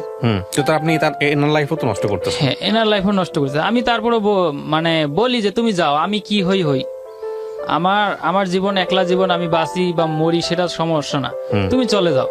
তো ও বলে যে 9 বছর যাবত তোমার সংসার করলাম আমি, এখন যদি আমি এই 2 দিনকে দুনিয়াতে তোমাকে ছেড়ে যদি আমি সুখের জন্য যদি কোথাও যাই, পাবো টাকা, পাবো ধন, পাবো সবকিছুই পাবো, কিন্তু মানে এখন যদি তো যে আমি ওই সুখের জন্য যাই, কিন্তু তোমার তো অনেক কষ্ট হবে না, আমি তো তোমাকে ভালোবাসি। আর যদি মরতে হয় একসঙ্গে মরি, দুনিয়ার থেকেই চলে যাই। মাঝে মধ্যে সিদ্ধান্ত নিই যে আমরা সুইসাইড করে ফেলি। আবার বলি যে সুইসাইড মহাপাপ। ও যখন সুইসাইড করতে যায়, আমি ওকে বুঝাই যে দেখো, তুমি সুইসাইড করতে চাও, তুমি যদি মরে যাও তাহলে আমার কি হবে? মানে বিষয়টাকে আপনারা দাঁড়ান, বিষয়টাকে না আপনারা এই বিষয়টাকে এমন ভাবে জটিল করে ফেলছেন। মানে আমার কথা হচ্ছে কি, মানে ঠিক আছে, আপনি একটা প্রবলেমের মধ্যে আছেন, সেই প্রবলেমটাকে আপনি সলভ করার জন্য চেষ্টা করবেন, তাই না? এটাই তো চেষ্টা করব। যখন একেবারে সলভ হবে না, আইদার আপনাকে এই প্রবলেমটা নিয়ে চিন্তা করা বাদ দিতে হবে, অথবা আপনাকে নতুন কোনো কিছু করতে হবে, নতুন কোনো স্টেপ নিয়ে চিন্তা করতে হবে। তো আপনার এই প্রবলেমটা তো এমন প্রবলেম না যেটা সুইসাইড করার প্রবলেম। সুইসাইড করতে মানে ও যখন আপনি বলেন এটা সুইসাইড করার প্রবলেম, মানে জীবনটা কি শুধু বাচ্চা জন্ম দেওয়ার জন্য? না, সেজন্য সুইসাইড করা না। তাহলে যখন আমি মনে করেন এখন এলাকায় থাকি, যেমন আমি এই যে গত কয়েকদিন আগে আমি বাড়িতে গেছি, পেছন থেকে 2টা মহিলা আসতেছে, আমি আমার বাবার বাসার থেকে আমার বাসা আসতেছে। তা এক মহিলা আরেক মহিলাকে বলতেছে, এই বন্দাটা কয়দিন পর পর বাড়িতে আসে কেন? মানে আমাদের গ্রামের ভাষায় বলতেছে, এই বাঞ্জিটা কয়দিন পর পর বাড়িতে আসে কেন? আমি তো বাড়িতে যাই, ও অসুস্থ থাকার কারণে আমি যাই। আপনি লোকে মুখে কি বললো না বললো তাতে কিছু যায় আসে না। আবার অনেক সময় দেখা যায় আমি বাসায় গেছি, আমি যদি একটা গাছ লাগাই, আসি বলে যে তোরা বাঞ্জি দেখি তোদের গাছেও ফল ধরে না। ঠিক আছে, একটা লেবু গাছ লাগাইছি, লেবু গাছের সময় হলে তো ফল আসে। আচ্ছা, আমি একটা কথা বলি এখানে। হ্যাঁ ঠিক আছে, আপনি গল্পটা বললেন, হয়তো কিছু মানুষের মানসিকতা চেঞ্জ হবে, ডেফিনেটলি আমি সেই জায়গাটায় অবশ্যই নক করি, কিন্তু আপনাদের যে সেন্সের জায়গাটা, সেই জায়গা থেকে সরে আসা উচিত। কিন্তু আপনারা আজকে অনেক দূর থেকে কষ্ট করে নিজের পকেটের পয়সা খরচ করে এরকম লাখ লাখ মানুষ শুনে এরকম একটা অনুষ্ঠানে আসছেন, নিশ্চয়ই আপনারা এই অনুষ্ঠানটাকে ভ্যালু দেন বলে আসছেন, কষ্ট করে আসছেন। দেখেন, এখানে 2-3টা বিষয়। প্রথম কথা হচ্ছে যে প্রবলেমটা এত জটিল না যে কারণে সুইসাইডের কথা চিন্তা করতে হবে, 1। 2 নাম্বার হচ্ছে যে বাচ্চা হয় না, বাচ্চা হবে, আল্লাহ চাইলে হয়তো ভবিষ্যতে হবে, তাই না? আপনার বয়স কত আর ওনারই বা বয়স কত? এত ফ্রাস্ট্রেটেড হওয়ার তো কিছু নাই। আর বাচ্চা না হলেই জীবনটা শেষ হয়ে যায় না, ঠিক আছে? এটা হচ্ছে 1 নাম্বার। 2 নাম্বার হচ্ছে হলো উনি যদি অ্যাকসেপ্ট করে নেয় যে না, বাচ্চা না হলেও আমি তোমার সাথে সংসার করব, তাহলে এটা নিয়ে ঘাটাঘাটি না করাটাই ভালো। ওনাকে ওনার মতো থাকতে দেন, উনি আপনার সাথে সংসার করুন। কিন্তু 3 দিন পর পরই যদি দেখেন যে উনি স্যাড, আপনার এই প্রবলেমের কারণে আপনি পারতেছেন না তাকে পয়সা দিয়ে ট্রিটমেন্ট করাতে, আপনি পারতেছেন না তাকে যেই আপনার আইভিয়ান নাকি পদ্ধতির কথা বললেন সেটার দিকে নিয়ে যেতে, তাহলে আপনি তাকে কেন ধরে রাখবেন? আমি ছেড়ে আমি দিলে তো আমি সে আমি যাবে আমি না। আমি আমি এক্স্যাক্টলি, তাহলে যদি না যায় তাহলে তাকে এটা নিয়ে কথা বলাই যাবে না। আপনি দেখেন তার মধ্যে টেন্ডেন্সিটা আছে কিনা। আমি বলি, কিন্তু মানে আমি ওকে বলি যে তুমি অন্য কোথাও যাও। না না না, আপনি আমাকে এই প্রশ্নটা উত্তর দেন। অন্য যাও কোথাও যাওয়ার প্রশ্ন পরে। আপনার ওয়াইফের নাম কি? ফাতেমা। ফাতেমা। আপনার নাম? হারুন। হারুন। ফাতেমাকে আপনি এটা বলছেন, সে আপনাকে ছেড়ে যাবে না, সেটাও বলছে, তাই না? কিন্তু ফাতেমা আপনার সামনে এই বিষয়টা নিয়ে ফ্রাস্ট্রেটেড হয়, হতাশ হয়, কষ্ট পায়। হ্যাঁ, কষ্ট পায়, কষ্ট আমাকে পায়। বলে। আচ্ছা, এখন তাহলে ফাতেমাকে আপনার এই জায়গাটায় নিয়ে আসতে হবে যে ফাতেমা, আমার সামর্থ্য নাই, আল্লাহ আমাকে দেয় নাই, এটা এখানে মানুষের কোনো হাত নাই, কোনো দিক থেকে সামর্থ্য নাই। তুমি যদি এটা অ্যাকসেপ্ট করতে পারো, তুমি যদি মনে করো যে না ঠিক আছে, আমার লাইফে কোনো বাচ্চা কাচ্চা হবে না হারুনের দ্বারা, অ্যাকসেপ্ট করলে আমার সাথে খুব স্বাভাবিকভাবে সংসার করতে হবে। স্বাভাবিকভাবে, আমি শব্দটা আবারও বললাম, স্বাভাবিকভাবে সংসার করতে হবে, এটা আমাদের ধর্মেও আছে। তুমি যদি কোনো মানুষের অপরপক্ষ মানে বৈবাহিক সম্পর্কের বিষয়ে বলা হয়েছে, তুমি যদি দুর্বলতা জানো, উইকনেস জানো, সেটাকে ক্ষমা করে তার সাথে থাকো। আর যদি না ক্ষমা করতে পারো তাহলে তাকে বারবার তুমি খোঁটা দিতে পারবে না, বারবার তাহলে তুমি তাকে নিয়ে আলোচনা করতে পারবে না। সো এটা আপনার একটা উইকনেস, যেটা আল্লাহ দিছে আপনাকে, এখানে আপনার কোনো হাত নাই। না। Got my point? তো সেটা যদি সে একসেপ্ট করতে পারে মনে প্রাণে, তাহলে আপনার সামনে সে হাসি খুশি থাকবে, স্বাভাবিক থাকবে, এটাই স্বাভাবিক। আর যদি একসেপ্ট করতে না পারে, সে মনে বলবে যে হ্যাঁ আমি তোমাকে ভালোবাসি, আমি তোমার সঙ্গে আছি, কিন্তু হা হুতাশ করবে। ওই হা হুতাশ আপনাকে ফ্রাস্ট্রেটেড করবে, ওই হা হুতাশ আপনাকে নর্মাল লাইফ থেকে অনেক দূরে সরে দেবে, যেটা আপনার ক্ষেত্রে হয়েছে। আমি কি বুঝাইতে পারছি? ঠিক আছে। সো ঠিক আছে, পর আর কোনো কিন্তু নাই। আপনি আজকে অনুষ্ঠানে আসেন না, আপনি কি করবেন আমাকে এটা বলেন। মনে করেন অনুষ্ঠান হলো না, রেকর্ড হচ্ছে, প্রচার এখন হলো না।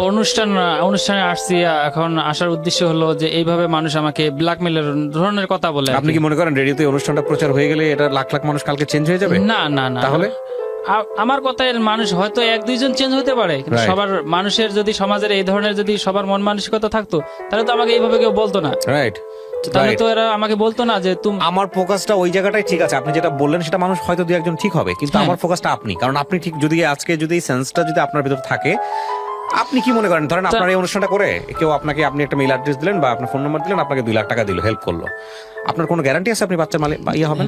না, হতে কোনো পারে গ্যারান্টি যদি নেই। আল্লাহ আপনার 2 লাখ, আপনার 2 কোটি টাকা থাকলেও আপনি অনেক সময় হতে পারবেন না, আল্লাহ যদি না দেয়। হ্যাঁ, তারপর তাহলে পয়েন্টটাতে বোঝার চেষ্টা করেন হারুন। আমি একটু কথা বলি এখানে, যদি হয়তো বা আমরা মানুষের দোয়া আর সবকিছুই তো আল্লাহ তাআলার ইচ্ছে, এখানে কারো হাত নেই। হয়তো আমার ফার্স্ট এডও হয়ে যেতে পারতো, যদি আমি একবার চেষ্টা করে দেখতে পারতাম, তাও তো জীবনের আক্ষেপটা দূর হইতো আমার, যে না আমি চেষ্টা করছি, আল্লাহ তাআলা আমাকে দেয় নাই। 28। আপনার বয়সের আরো 40 বছর পরে আছে আপনার শেষ চেষ্টা করার জন্য, তো আপনি এখন এত ফ্রাস্ট্রেটেড তার কেন? মধ্যে একটা কথা আছে, সেটা হলো যে আমি যেটা আপনার বললাম, ওয়াইফের বয়স কত? ওর আপনার বয়স অর্ধেক। 22। না, হিসাবে তো আপনি যখন 22 বছর বয়স, 21-22 বছর বয়স, তারও তো আপনি যদি ফার্টিলিটির কথা চিন্তা করেন, তার তো কোনো প্রবলেম নাই। সে 30-32 পর্যন্ত আরো 7-8 বছর ইজিলি ট্রাই করতে হ্যাঁ, পারবে। 7-8 বছর ইজিলি ট্রাই করতে পারবে, কিন্তু এখন যে ওকে রেখে আমি ঠিক মতো কাজ করতে পারতেছি না। একটা হলো পয়েন্ট আমার হলো এটা, যে ওকে রেখে যে আমি ঠিক মতো একটানা যদি কাজ করতে পারতাম, তাও একটা চেষ্টা ছিল। আর দ্বিতীয় কথা হলো, আমি যেখানে আসছি, যে জায়গাটা ভাড়া জায়গাটা, এখন হয়তো মানে যে সামনে যে বন্যাটা আসতেছে, সর্বোচ্চ এই বন্যাটা পর্যন্ত থাকা যাবে। শোনেন হারুন ভাই, আমি একটা কথা বলি, এই কথাগুলো যদি মানুষ শোনে না, আপনাকে যে বললেন না যে টিস করে, আপনাকে আর লক্ষ লক্ষ মানুষ টিস করবে। আপনি একজন 28 বছরের একটা ছেলে, না আমি পয়েন্ট আগে আমার বলি। পয়েন্ট, আপনি আমার পয়েন্টটা শোনেন। 28 বছরের একটা ছেলে বাংলাদেশে নিশ্চয়ই কাজ করে একটা বউ পালার মতো যোগ্যতা আপনার আছে। হ্যাঁ, আমি সেটার জন্য কখনো শোনেন, আগে বলি না। শেষ করুন। সেটার জন্যই বলতেছি আপনাকে, আপনি এখন পারতেছেন না বিকজ অফ আপনার সিচুয়েশনের কারণে। হ্যাঁ, হ্যাঁ। আপনি যেখানে রাখছেন আপনার বউকে, সেখানে সে আনপ্রোটেক্টেড একটা জায়গায় আছে। আপনি ঢাকা শহরে গার্মেন্টসে আপনি তো কাজ করতে পারেন, আপনি করেন না কেন? গার্মেন্টস তো আমি বললাম যে আমার সমস্যার কারণে আমি গার্মেন্টসের কাজ করতে পারি না, যে আমার হাত পায়ে প্রচুর ঘাম হয়। কি পাবেন? হ্যাঁ, বাংলাদেশে বহু ছেলে মেয়ে আছে, বহু হাজবেন্ড আছে যারা গার্মেন্টসে কাজ করে ওয়াইফকে সময় দেয়। আপনি একমাত্র কেস না, যদি আপনি করেন। না, আমি গার্মেন্টসে কাজ রিক্সা করতে চালায়, পারি না। শেষ করি ভাই, রিক্সা চালায়, দিন মজুরি করে। হ্যাঁ, আছে না? আমি ওই ধরনের কাজ অনেক করছি। হ্যাঁ, তো তার মানে আপনার তো বাচ্চা কাচ্চা নাই, আপনি বললেনই। আপনি যদি এত কিছু করে একটা মানুষকে যদি চালাতে না পারেন, তাহলে এটা মানুষজন আপনার এই কথা অ্যাকসেপ্ট না, করবে না। আমি মানুষজন চালার কথা এখানে কখনো বলি না। আমি যত কষ্ট করি, আমি তো যে যতই কষ্ট করি, আমি তো কখনো কারো কাছে হাত পাততে যাই নাই। কারণ আমি এটা বলতে চাচ্ছি যে আমি যে সিচুয়েশনটার মধ্যে আছি বর্তমানে, এখন যদি আমি সামনে একটা জায়গা করে যে বাড়িটা করব, যদি ওই দিকে অগ্রসর হই। আপনি কি ওইদিকে অগ্রসর হবেন? আপনার বাংলাদেশের নিজের বাড়ি করতে হলে কি নিজের জমি লাগবে? এরকম সিচুয়েশন বাংলাদেশে সবার আছে না, নিজের জমিটা না। আপনি কি করবেন আমার কাছ থেকে শোনেন। প্রথমত আপনি আপনার ওয়াইফকে আপনার সাথে রাখবেন। কিভাবে রাখবেন? ঢাকা শহরে সেরকম একটা কর্মসংস্থানের ব্যবস্থা করবেন। আপনি চাইলে এখান থেকে বের হয়ে গিয়ে কর্মসংস্থানের ব্যবস্থা করতে পারবেন না, আপনাকে চেষ্টা করতে হবে। আমি আমার কথা আগে শোনেন। আপনি তো রেডি হয়ে আসছেন আপনি নিজের কথা বলার জন্য। আপনি যদি রিসিভ না করেন আপনি চেঞ্জ করতে পারবেন না। আপনাকে চেঞ্জ করতে হলে আপনাকে রিসিভ করতে হবে, কারণ আপনার মতো শত শত হাজার হাজার কেস আমি জানি। ঠিক আছে, সো প্রথম চেষ্টা হবে বাচ্চা না, বাচ্চার কথা ভুলে যান। প্রথম কথা হচ্ছে বাচ্চা আপনাদের দুজনকে মানসিকভাবে অসুস্থ করে দিছে। হ্যাঁ, ঠিক আছে, এটা হচ্ছে আমার পয়েন্ট। হ্যাঁ, বাচ্চা জীবনের জন্য এমন কিছু না যে বাচ্চা না হলে জীবন হেল হয়ে যাবে। আপনারা দুজন মানুষ অসুস্থ হয়ে গেছেন, আপনাদের দিকে তাকানো যাচ্ছে না। আপনারা প্রথম যে কাজটা করেন, আগে বাঁচেন। ঠিক আছে, আর মানুষ কি বললো এটা নিয়ে চিন্তা করেন না। হ্যাঁ, মানুষ আপনার জীবন, আপনি না খেয়ে থাকলে মানুষ আপনাকে খাবার দেয় না? আপনি চুরি করছেন কারো ঘরে? করেন নাই তো, তাহলে সে কি বললো না বললো সেগুলো কিছু চায় আসে না আপনার। সেটা শোনেন, আপনি যেটা করবেন, প্রথম দায়িত্ব হচ্ছে আপনাকে আজকে আমি $1 মিলিয়ন সাজেশন দিচ্ছি। আপনাকে $1 মিলিয়ন সাজেশন দিচ্ছি। আপনি তো 2 টাকা মানুষের কাছ থেকে হেল্প পাওয়ার জন্য হয়তো আজকের এপিসোডে আসছেন, অথবা আসেন নাই, আমি দুটাই বললাম। কিন্তু আমি আপনাকে যে সাজেশনটা দিচ্ছি সেটা $1 মিলিয়ন সাজেশন, কোটি কোটি টাকার চাইতে অনেক দামি সাজেশন। আপনার ওয়াইফকে রাখার চেষ্টা করেন, এটার জন্য আপনার মানসিক শক্তি দরকার। আপনি শুধু এক্সকিউজ খুঁজেন না। আপনি এভাবে চিন্তা করেন, আপনি একটা পুরুষ মানুষ, আপনার 2টা হাত আছে, 2টা পা আছে, একটা মানুষের খাবার রোজগার করতে পারবেন না আপনি? একটা মানুষের আপনি থাকার জায়গা করতে পারবেন না ঢাকা শহরে? এটা কোনো কথা হইলো নাকি? আপনি এভাবে চিন্তা করেন, আপনি কোনো মাঝখানে কোনো এক্সকিউজই দেখাবেন না। আপনি চিন্তা করেন, আপনি চিন্তা করলে আল্লাহ ব্যবস্থা করে দিবে আপনাকে। বুঝতে পারছেন? আপনি যদি মনের দিক থেকে শক্তি রাখেন যে না, আমাকে আমার ওয়াইফকে কাছে রাখতে হবে, প্রথম কথা হচ্ছে এইটা। আপনি তো ওনাকে কাছেই রাখতে পারেন না। বিয়ের পরে কয় বছর কাছে ছিলেন? দুজন তো পাশাপাশি ছিলেন না। উনি আপনার জন্য দিনের পর দিন, মাসের পর মাস অপেক্ষা করে বসে থাকে। হ্যাঁ, এবং একটা এরকম একটা বাড়ির মতো থাকে, দেখতে শুনতে মাশাআল্লাহ সুন্দর। তো সে তো অবশ্যই রিস্কে থাকবে, সে তো আপনার কাছ থেকে কিছুই পায়নি, আপনাকে একতরফাভাবে ভালোবেসে যাচ্ছে। তো অবশ্যই আপনি যেখানে আপনার কাজ হবে এমন একটা কাজ খুঁজে পাওয়া, যেই কাজটা করে 2 বেলা 2 মুঠো ভাত একসাথে খাইতে পারেন, অন্তত রাতের বেলা একসাথে ঘুমোতে পারেন, এরকম একটা ব্যবস্থা করা। প্রথম কাজ হচ্ছে আপনার এইটা, আগামী 1 বছরে। তারপরে গিয়ে আপনার বয়স কেবল মাত্র 22, ওনার বয়স কেবল 22 আর আপনার বয়স কেবল 28। এরপরে আপনি টাকা জমান আস্তে আস্তে। জীবনে তার অন্য কোনো এম নাই, বাড়ি করতে হবে, গাড়ি করতে হবে, কার জন্য করবেন? বাচ্চা কাচ্চার জন্য করবেন। ধীরে ধীরে টাকা জমান, চেষ্টা করতে থাকেন। আল্লাহ নিশ্চয়ই এর মধ্যে চাইলে, সবচেয়ে বড় চিকিৎসক তো আল্লাহ। আপনি আল্লাহর কাছে সেজদায় পড়েছেন যে আল্লাহ তুমি দাও, সবসময় চাই। ফাইন, তাহলে ওইটাই আপনার ব্যবস্থা করে দিবেন। সো আমি বলি ভাই, আপনি আজকে এখানে অনুষ্ঠানে আসছেন, আপনার আগামী 6 মাসের মধ্যে কাজ হচ্ছে আপনার ওয়াইফকে আপনার নিজের কাছে রাখা, সেটার জন্য আপনার কাজের ব্যবস্থা করা। এই হাত ঘামা কোনো এক্সকিউজ হইতে পারে না। হাত ঘামার বাদলে অন্য কোনো কাজ করেন, হাত ঘামা ছাড়া আপনি অন্য কাজ করেন। হাত তো আমারও ঘামে, রেগুলার ঘামে। আমি যখন কিবোর্ডে চাপ করতে যাচ্ছি, আমার কিবোর্ড কিছুক্ষণ পর মুছতে হয়, কিবোর্ড নষ্ট হয়ে যাচ্ছে, ল্যাপটপ নষ্ট হয়ে যাচ্ছে, তো আমি কি কাজ বন্ধ করে রাখছি? সারাদিন আমার ওইখানে কাজ করতে হয়। এটা কোনো এক্সকিউজ হতে পারে না। আপনার মাথায় একটা প্রথম কথা হচ্ছে কি, একটা মানুষ কখন হারে জানেন? একটা মানুষ যখন নিজের কাছে হারে, নিজের ব্রেনের মধ্যে যখন এটা ঢুকে যায় যে আমার দ্বারা হচ্ছে না, পারতেছি না। আপনার সবচেয়ে বড় অ্যাসেট হচ্ছে আপনি এরকম একটা খারাপ অবস্থায়, আপনার 2টো পা ঠিক আছে, 2টা হাত ঠিক আছে, আপনি সুস্থ আছেন। হ্যাঁ, ইনশাআল্লাহ। আপনি মানসিকভাবে যে পরিমাণ ভেঙে পড়ছেন, মানসিকভাবে আপনি যেই পরিমাণ শক্তি হারাই ফেলছেন, এই জায়গাটায় আপনার আগে চিকিৎসা দরকার। 8-9 বছর ধরে বিয়ের ক্লাস 5-এ পড়া স্টুডেন্ট, বিয়ের 1 বছর পর থেকে শুরু করছেন আপনি তার ট্রিটমেন্ট বাচ্চার জন্য। তার মানে কি পরিমাণ মানসিক প্রেসারে আপনারা আছেন? এই 1 বছর 9 বছর ধরে তো সংসারই করেন নাই, শুধু এই বাচ্চার পিছনে দৌড়াইছেন। হ্যাঁ, যা 9 বছরে যা ইনকাম করছি সবে এর পিছনে ঢালছেন। এটা আপনাদেরকে কে বুঝাবে? এটা তো একদম পুরা, মানে এটা কোনো জীবনই হইতে পারে না। সন্তানের আশায় তো করছি, এটা কোনো জীবনই হতে পারে না। আমি কি বুঝাইতে পারছি ভাই? সুতরাং আপনার প্রথম কাজ হচ্ছে আপনার ওয়াইফকে আপনার কাছে রাখা। বাড়িও হবে এক সময়। জীবনে একটা মোমেন্ট লাগে মানুষের জীবন পরিবর্তন হওয়ার জন্য। ইফ ইউ বিলিভ, আপনি যদি বিলিভার হন, আপনি যদি আল্লাহ বিশ্বাসী হন, একটা মোমেন্ট লাগে মানুষের লাইফ চেঞ্জ করার জন্য, একটা সিঙ্গেল মোমেন্ট। আপনার যত প্রবলেম আছে আপনি আল্লাহর কাছে বলেন, এগুলো কোনো প্রবলেমই না। আপনি আজকে যে বিষয়টা নিয়ে এখানে আসছেন, হ্যাঁ, আমি 2টা শিক্ষা নিতে পারি আজকে এই গল্প থেকে, যদি আমি ব্যক্তিগতভাবে এই শিক্ষাটা নেই। একটা হচ্ছে যে আমাদের সমাজে পরিবর্তন দরকার, যে একটা মানুষ বাচ্চা না হলেই মনে করে তার পুরুষত্ব নাই এবং সে সংসার করার যোগ্য না, এটা সম্পূর্ণ ভুল। তাদের এই বিষয়গুলো নিয়ে দুর্বলতা নিয়ে টিকা টিপ্পণী দেওয়া উচিত না। এটা হচ্ছে প্রথম কথা। এই জায়গাটা আমাদের মানসিকতা পরিবর্তন করতে হবে। হয়তো সে কোনো কিছু না মিন করেই কথাটা বলেছে, কিন্তু এটা আপনার কি পরিমাণ কষ্ট হতে পারে, কি পরিমাণ আঘাত লাগতে পারে সেটা সে চিন্তা করে না। আমি সেটা বুঝি, সে কারণ যদি আপনি অলরেডি বুঝতো- মানসিকভাবে সেখানে দুর্বল।